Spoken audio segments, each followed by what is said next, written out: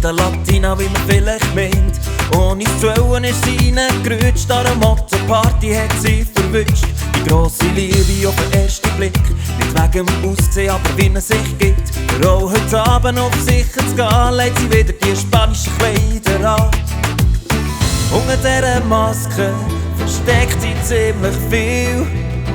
Und bist einmal drinnen, kommst nicht mehr raus aus dem Spiel. Hey Latina, bella bailarina, komm und tanz mit mir die ganze Nacht.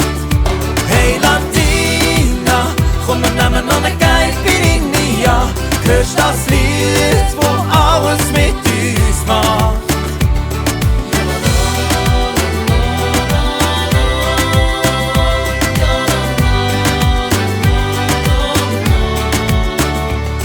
Vorweg und ganz ehrlich gesagt, er ist eher der Typ, der auf Whisky steht. Und gleich hat er einen spanischen Rotwein bereit. Es soll alles perfekt sein für das erste Date. Es läutet an der Tür, ja jetzt ist sie da.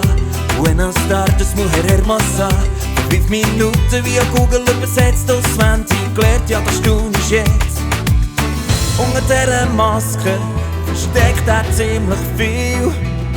Und bist einmal drinnen, kommst nicht mehr raus aus dem Spiel. Hey Latina, bella bailarina, komm und tanz mit mir die ganze Nacht. Hey Latina, komm wir nehmen noch eine Caipirinha.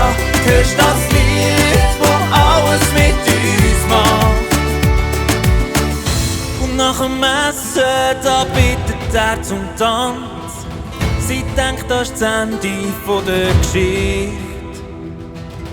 Beide ziehen die Schuhe ab und er lässt die Musik an.